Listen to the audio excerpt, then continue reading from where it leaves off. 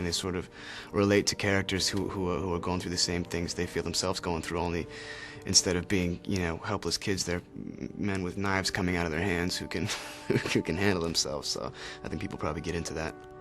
The idea of Pyro as a new character is to breathe life into, put a young face on Magneto's ideals. What a talent you have there, Pyro. I can only manipulate the fire. I can't create it. You are a god among insects. Never let anyone tell you different.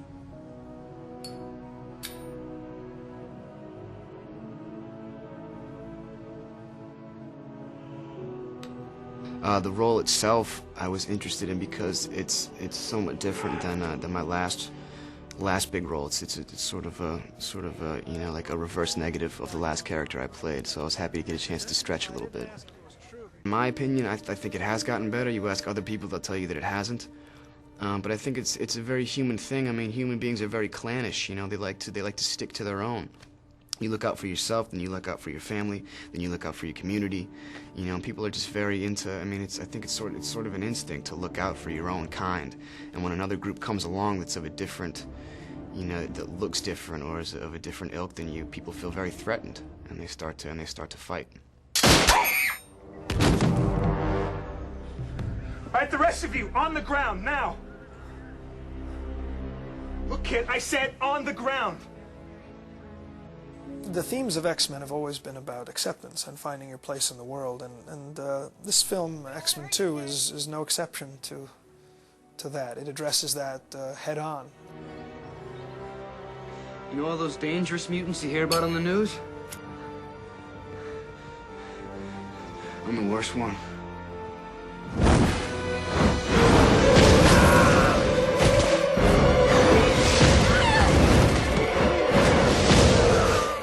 Sneak in there and show them this.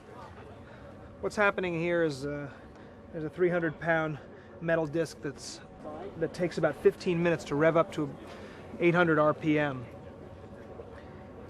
When it reaches full speed, this is air cannon here that's going to fire a charge that's going to send the car up about 12, 13 feet into the air.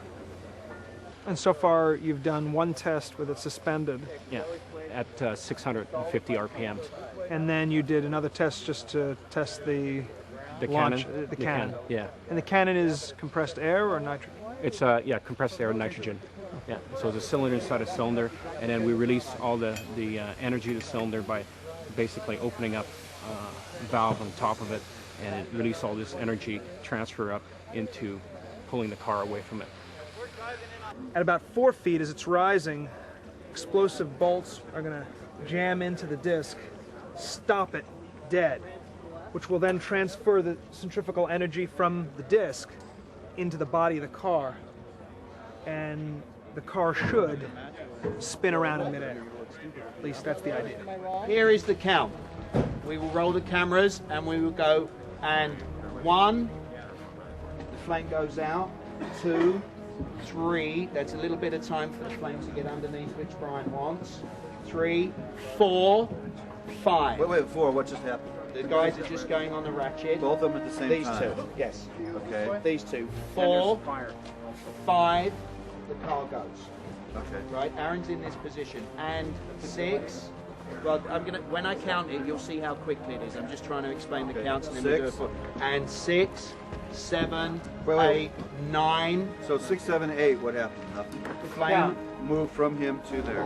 And 6 is Aaron's throw. And 6, 7, same time, we need a time to get the flame. But when I do the full count, this is right. And so 6, 7, 8, the 9, flame is moving there. The guys go. 9, those guys go. 10. And the countdown is actually the flame, right? So it's like 1, and it's like 2, 3, 4. So I can time it so that I'm on him for 1, and then as it comes, Great. you sort of follow the count. Okay, as long as you just are not going to lose. Well, I am going to have a steady cam in the shot, though, so that would. Yeah, well, you know. Wouldn't be the first time. Yeah, I mean, I'd rather. It's almost just, you know, see what it's just happens. boom, the stuff comes out, and then you're just getting a little Right. up to the police car. We need that kind of coverage, though. We have the IMO, we have that, we have this one up there. There's one up in We've this got a window. camera up top there. And we're gonna use the Vista cam to get the clean play. 2 IMOs. And then this. We've got the one and him across the street. So I gotta pick, I'm gonna either take that camera or the the one one in the upstairs and put it on a track and run it sideways so that there's some wanna look at the sideways window, Motion. So we can follow the flames out and keep moving as the cars like that. We know exactly where they're gonna land.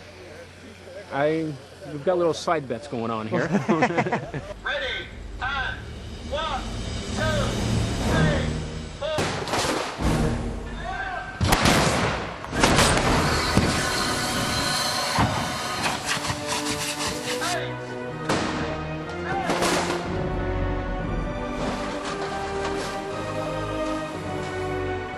Okay, cut, everybody be quiet, please.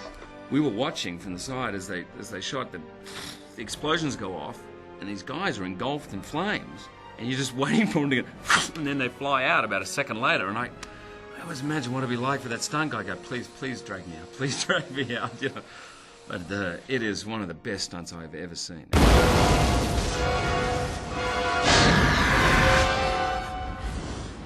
I think it's pretty cool to be recognized as a superhero. You know, if people walk up to you and just be like, "Hey, Iceman," you know, it's just different. Like, how many people can say that people recognize them as a superhero, and especially a cool superhero associated with the X-Men?